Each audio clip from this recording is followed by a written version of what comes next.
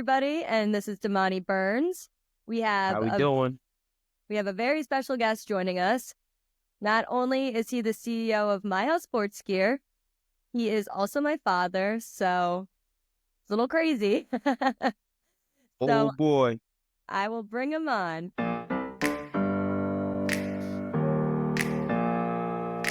Open up the champagne, pop. It's my house, come on, turn it up. Here and knock on the door and the night begins. Right here. What's up, everybody? What's happening? Well, living the dream. How about yourself? What are we talking about? We're living, man, day by day. We got you on here. We want to hear the story. Well, we need more than a half an hour. Yeah. Boy. Nah, I'm just kidding. Let's do it. Let's send it. Like, I know a lot of people are very interested because, out of thin air, at least my people, like they're just like, man, what is this company you keep posting? Like, I went on and I see their stuff and it looks sick, but like the logo looks very familiar. What's going on? What's going on? And I'm telling them about it. They're like, oh man, that sounds dope. Like, I want to know more. Like, they were like, they heard the first episode. We're excited. We're excited to see where it goes and excited to see what you do with this company. So it's like, we're bringing some heat. You guys are doing great with this podcast. Podcast number 2. I'm loving it. So consistency is the ticket. So here we go. Consistency. Yeah. Consistency, man. That's the name of the game. That's right. That's 2 episodes in a row we mentioned that. I'm excited about our new marketing team. I think you guys are going to be strong, and I think you guys are going to have a lot of fun. So looking forward to the future. Okay. And like, let's dive right into it, because obviously we all are acquainted. So it's kind of going to get very conversational, like very free flowy, but as like a guiding based question to lead the first topic, right? Who is Tim Pane? If you wanted to let the viewers know, who are you? How did you come about this business? Where did it all start? How did you get into wrestling?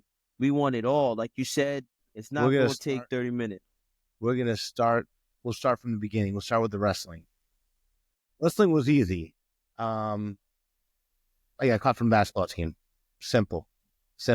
Played basketball in my life. 9th grade came along, went out for the team, practiced, got cut. And the wrestling coach approached me, and they needed a 98-pounder.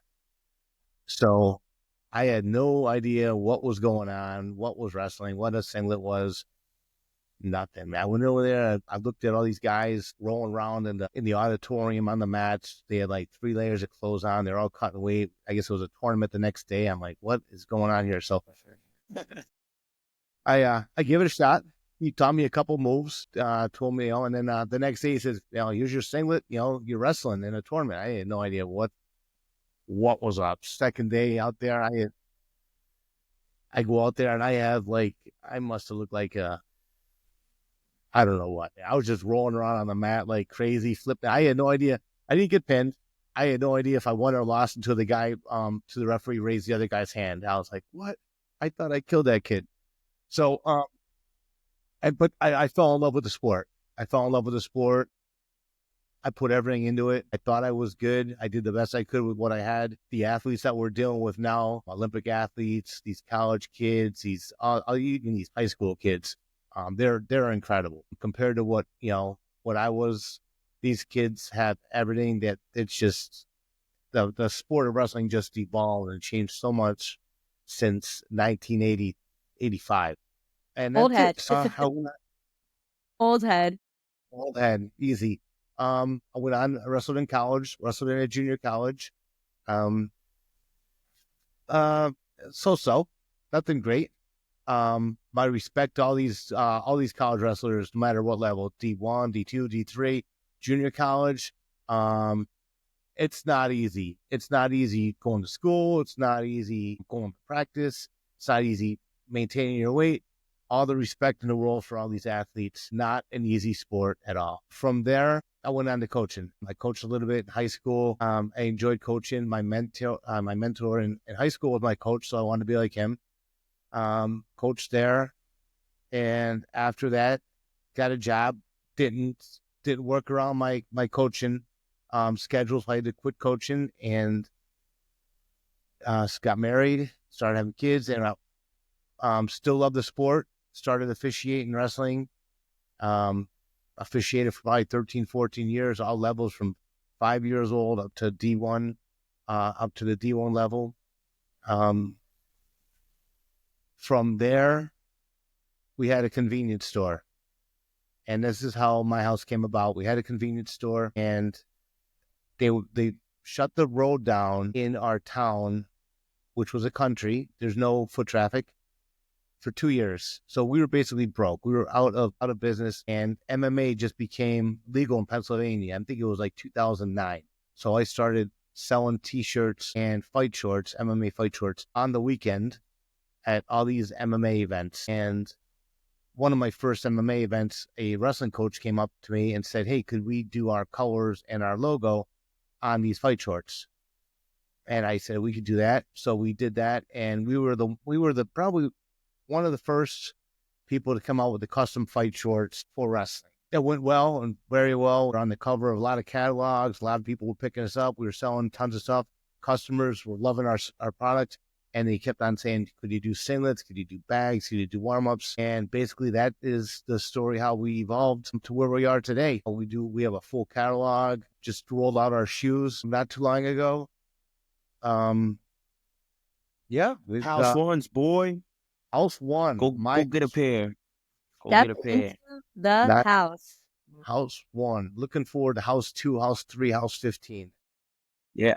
I'm actually, now that you say that you guys were the initiators of the fight shorts into wrestling, and it's like crazy hearing that, because I remember I was probably like 9th grade or 10th grade, and then at one of those summer tournaments, it was probably like a Mawa or something, probably bigger tournament, but I remember seeing these shorts, and they were the international design, right? It would have like a Brazil.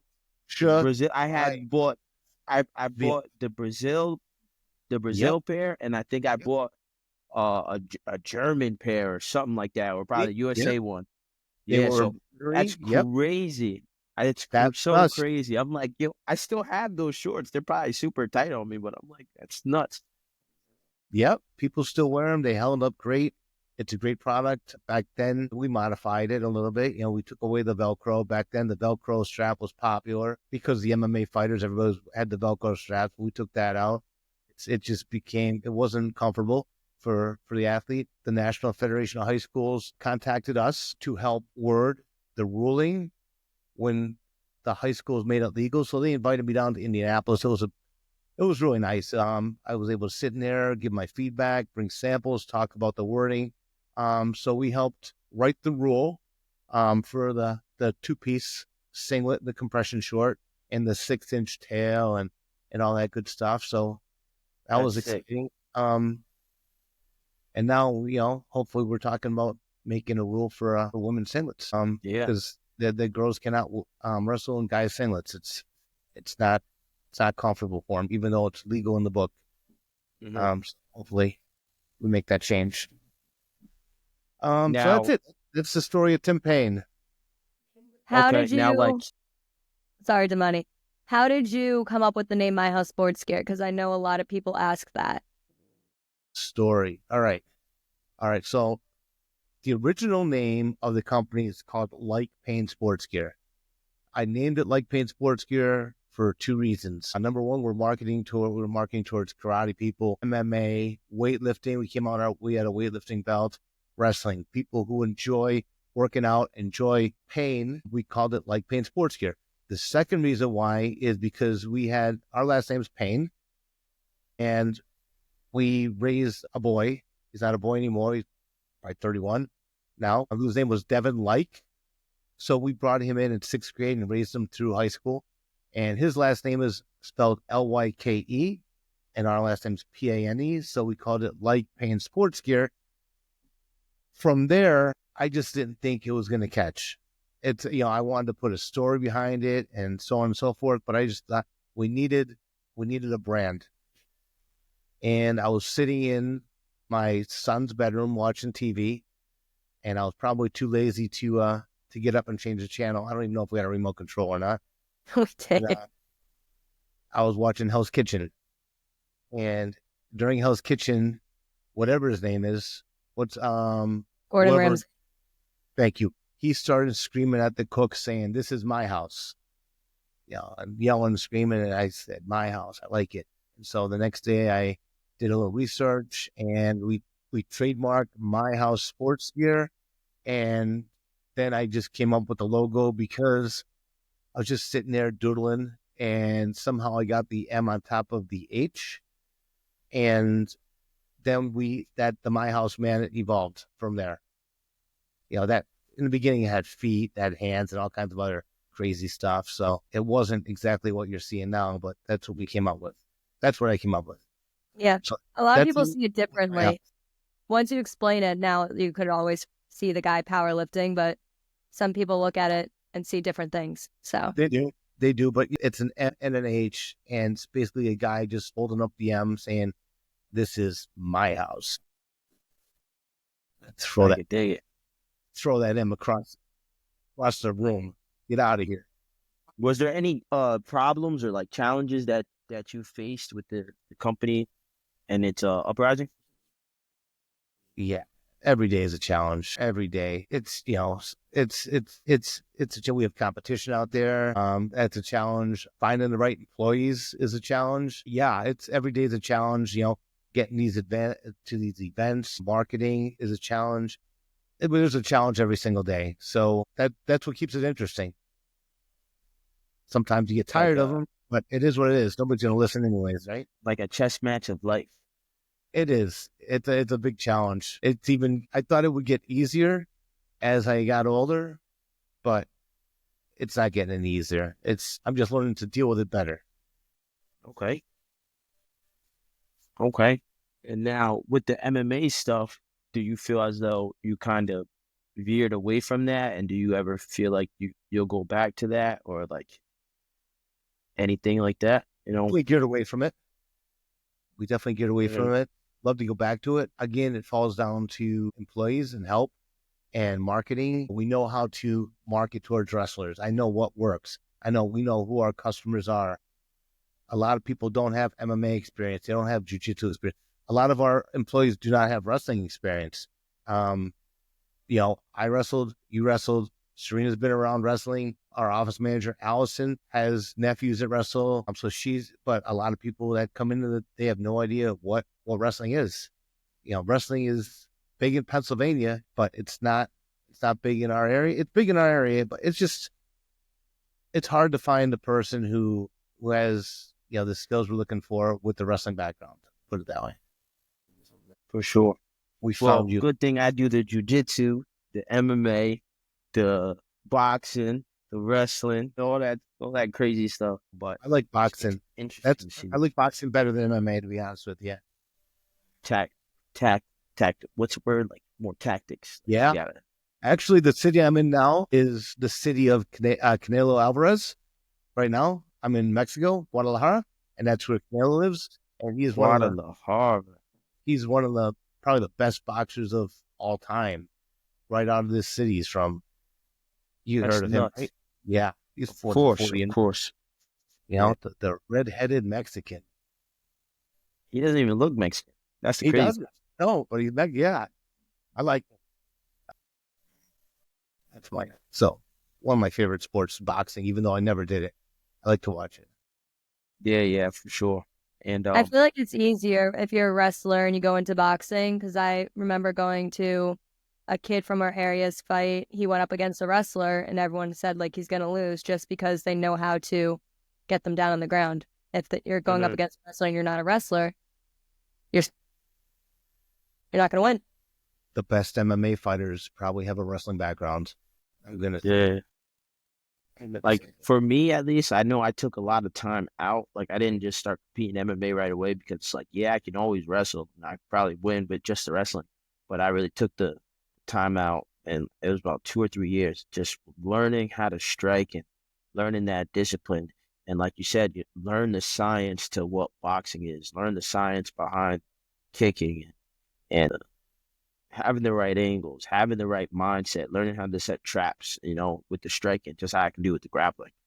So do I feel like some people rush? Yeah, good for them. Like they're doing fine, and they're ranking up at their pace. But I know for me, I want to do everything right, and that's why like I'm only at 2 professional fights, because I want to, have everything calculated, because when I do hit the big scene, I want to be there and be able to be at the top right away. If it takes a little time on the back end, then know that I'll be ready. The opportunity is there, because this game is crazy.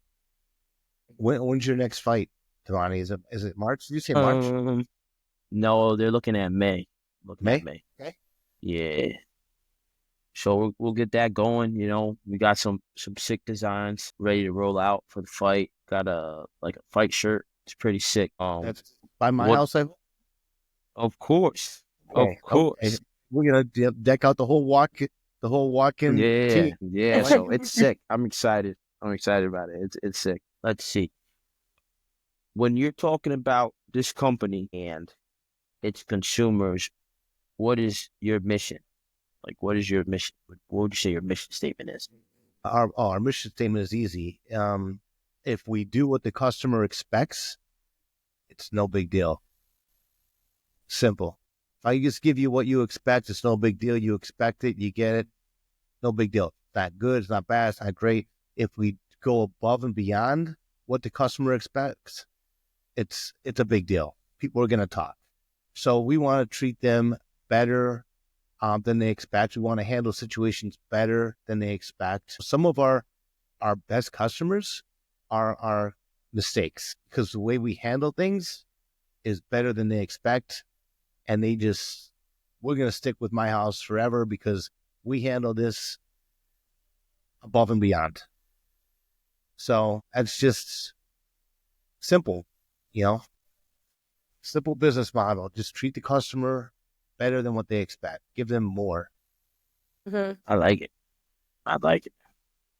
And as far as like leadership, what'd you say, Serena? I'm sorry. You go ahead, Somebody. We got to get used to that's the only thing about the virtual podcasting. It's it's very one at a time. It's different if we were all in the same setting. It would be we're all just but virtual, it's very one at a time. Sorry, you can go.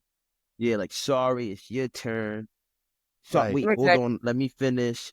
Sorry. Yeah, so now you could go. Your turn. I was just saying, I'm a sales rep along with the marketing team, and dealing with coaches and their mistakes. They are very grateful for everything that we do. We bend over backwards for them. If it's on our end, maybe if it's on their end, we still bend over backwards just because we want to keep that relationship, because it's word of mouth too. That's how we succeed as a company.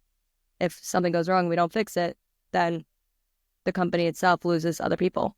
Exactly. We answer every email, good or bad. We pick up the phone. We don't send people to voicemail. We hear what they're concerned about, and we figure it out. You're going to have issues when you're selling tens of thousands of items throughout the wrestling season. You're going to have issues. Thank God they are very few and far between. But the ones that do come through, we fix, and that's top of the food chain right there. Priority number 1 is get that kid the right singlet, the correct singlet, whatever it is, fast. Okay. For sure. I love that. Now, would you say that you attack this industry with a certain philosophy as a leader, being the leader of the pack? How do you feel what is your philosophy being the top dog, the big dog? I wouldn't say that we're the top dog. There's some big dogs out there, but we like to try to say that we're we like to try to be the best. Maybe we might not be the top. We might be try to be the best. Let's see here. Try to improve. We're always looking at our weaknesses in the company. Try to improve. What can we do better? What can we make our job? And what makes our job easier? What could lessen our headaches? What can we do to lessen our headaches and improve productivity? That's the ticket. If we could, lessen headaches and It might cost us a little more money, but less headaches. That's always a good thing. Headaches are not fun, of course. And right now we're focusing on marketing. I know we put out a great product. I know our customers are super happy, and now we're focusing on building our marketing team to let the world know that we're here and we could do a fantastic job. So that's what this podcast is all about. And of course, to highlight wrestlers, highlight kids, highlight high school kids, youth club coaches to the wrestling community, maybe help grow their program, grow their Instagrams or TikToks or whatever is going on in their life. I'm not on TikTok, thank God. Now, off the top of the head, is there any like youth wrestlers right now that you would like to shout out or send them some love? Mario, What we got? Well, yeah, Mario. You got to shout out to Mario. Yeah, I remember when I first saw Mario wrestling. It was during COVID. I was talking to one of his family members, and they said, "Yeah, that's my grandson over there. He's good." And I was looking at him, and that was 4 or 5 years ago. It was Mario and his Marco, his younger brother's coming up too. Fantastic wrestling family, fantastic athletes. I was talking to a couple of Mario's teammates, I guess, they're from Kiski area, and they said, he was just a tremendous athlete, tremendous football player, but he's focused on wrestling 100%, which is, fantastic. He's freshman, Kiski area, 174. Big for a freshman. He think he played 4th place in a college open this year. So you wrestled in some college opens yourself. Of course. That's crazy. They're not easy. Those college tournaments are not easy, man.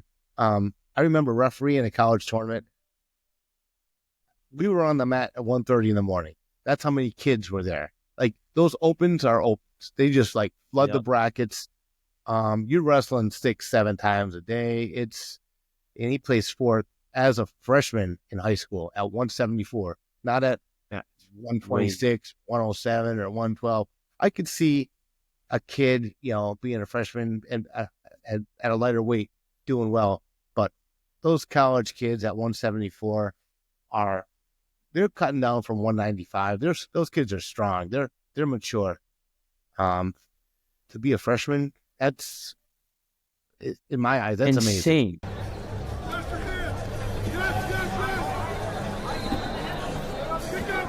what's your favorite, like, I know maybe this is your answer, but what is your favorite thing about MyHOUSE Sports Gear?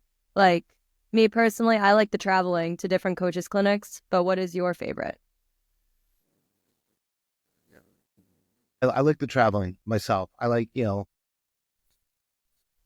sales part is fun, but being able to get out, get to tournaments, to see our product on the mat, holding up, seeing these kids looking good in our product, to talk to the customers, to see them face to face, that's my favorite. I don't care.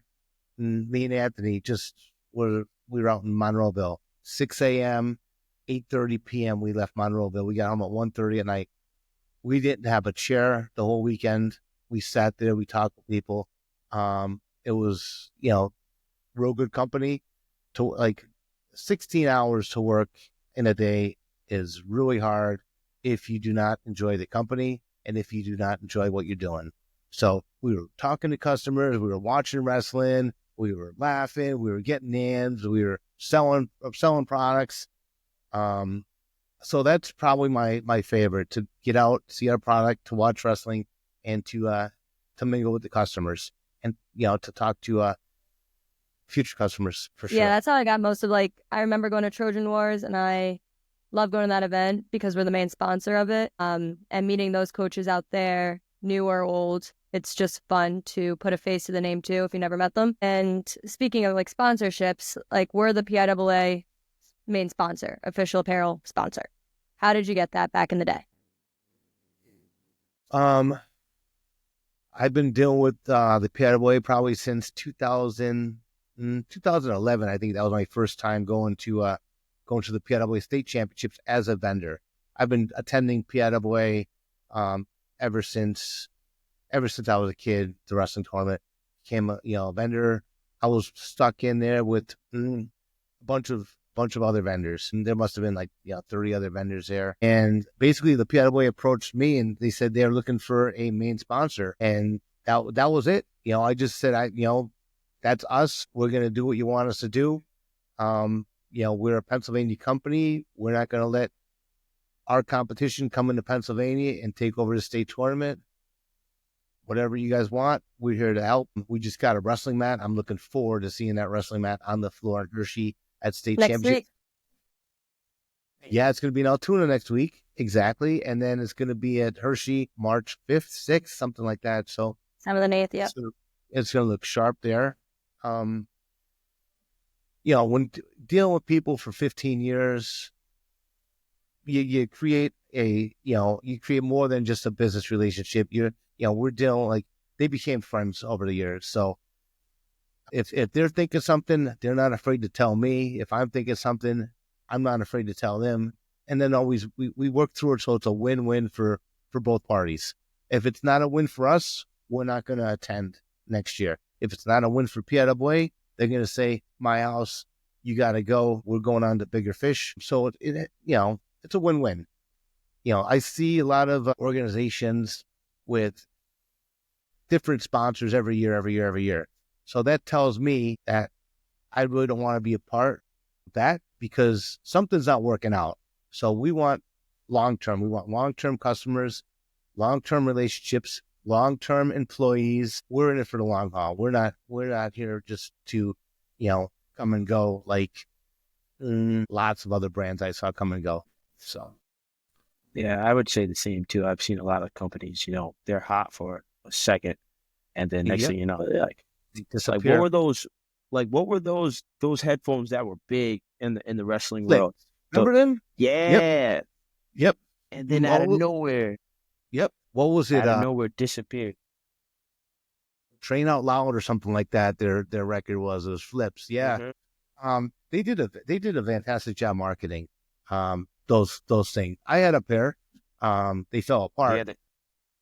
Yeah, they did fall apart, but I got you some. They were nice. They did a good job marketing. They had a lot of big names. Jordan Burroughs, JB, the guys that were them. So they did a great job marketing, but I'm not sure exactly what happened. But they disappeared. So now that's what I find that's so impressive. Again, with my house, being that you guys start 2008. 2008, I'm going to tell you that I filed for the trademark in 2008. 2009, I believe we got our first shipment in. And then we started selling 2010, 2011, probably 2010, a lot of MMA. One of my first customers, he was in the karate business back then. He's a great friend of mine, one of our first customers, Gary Grant. He's in the MMA cage business. So basically what he does, he rents cages all over the East Coast or more. If you ever saw that bare knuckle fighting. Okay. So I remember when he called me up and he says, Tim, I just got a phone call from David Feldman. David Feldman is the owner of bare knuckle fighting. And Dave told Gary that he wanted to build a round boxing ring.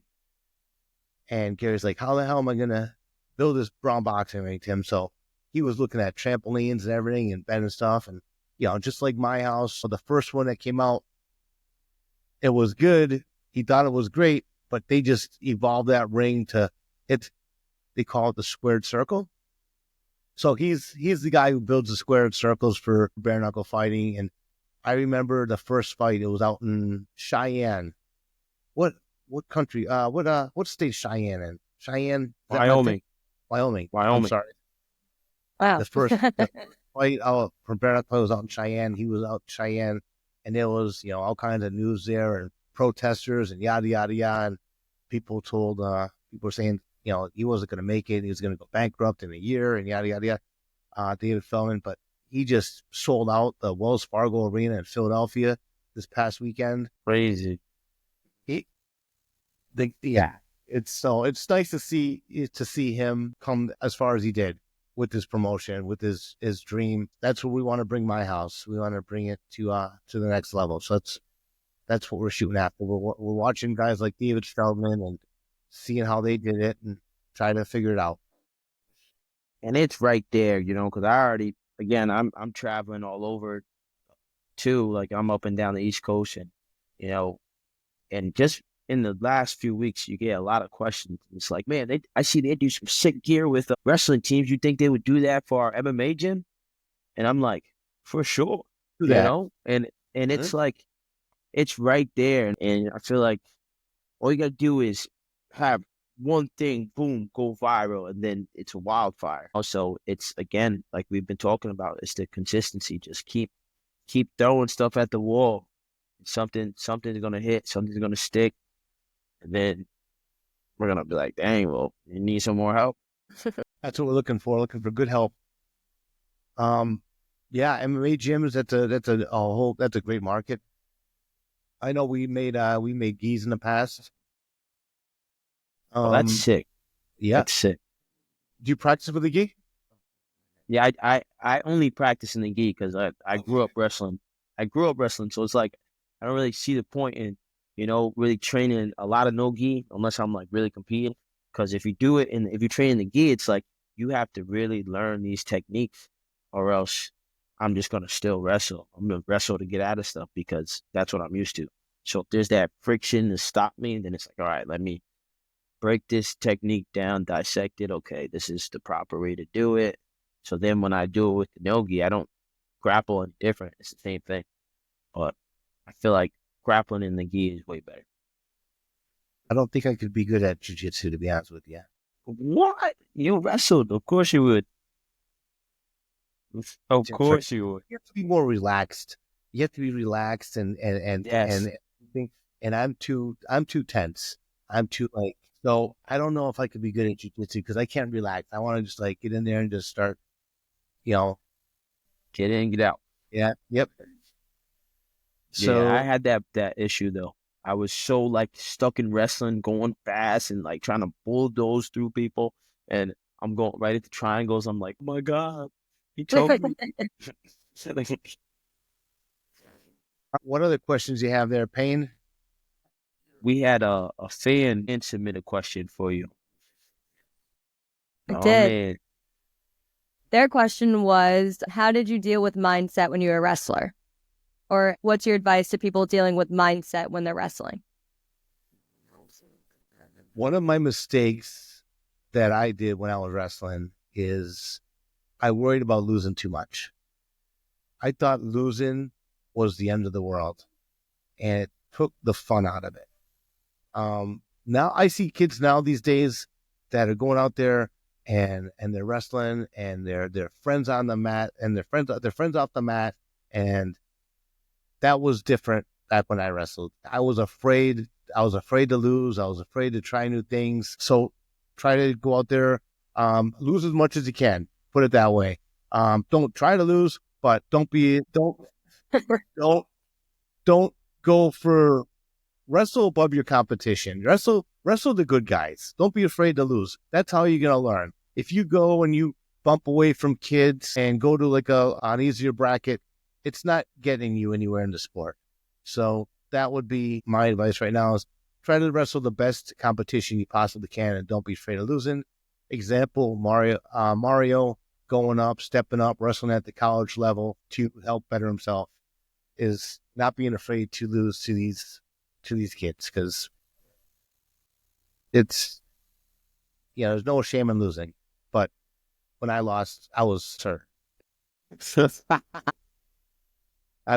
I did not like to lose. Me too. I did not like to lose. Me too. I was a kid that went in the corner. What? Yeah, I think it's a good mindset for all sports, though. Like me personally, I obviously didn't wrestle. I did track. I think I cried after every loss because I was sad and disappointed. But once I got to district and I went up against the 6'1" girls and I'm 5'1" and I placed, I was the happiest person. All right. So hopefully that answers that listener's question. I mean, yeah, we only got one this week, but again, we're putting stuff out there so that you guys, the fans, can submit your questions, submit topics that you want us to talk about. QR code is out there if you want to be a guest on here. I know in the next upcoming weeks or so, we got some special guests going to be on here and some big names, people doing some real special things. We even got Mario coming on the near future. So we got all those things to look forward to. Sundays, we're coming at you, right? That's our day right now. Sundays, I believe at What 2. Time Sundays. 2 p.m. 2 p.m., right? Yep. So this Football's week- over.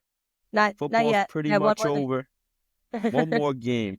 But there's no football this Sunday. There's no football today. So make sure you check us out. I'm going to clip this. I'm going to clip this bit right here to let you know. It's Sunday. There's no football.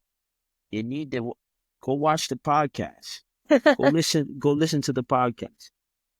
All right. So we just want to thank you for jumping on here with us and really talking about your life. And thank you for getting us going with this, Nothing short of extraordinary. But to hear that and to look back on my wrestling journey and to think about the big moments and to vaguely remember that prominent logo and just having it always be in the back of the mind. And now to be with you guys, it's surreal. It's just like this thing has been in wrestling longer than I have. And I think that I'm the man when it comes to wrestling. And, so it's just like, it's great. It's great to be here. It's great to be on this. And yeah, excited for the future. Me too. Well, I guess that's it. So everybody, we will see you guys next week. And we're out of here.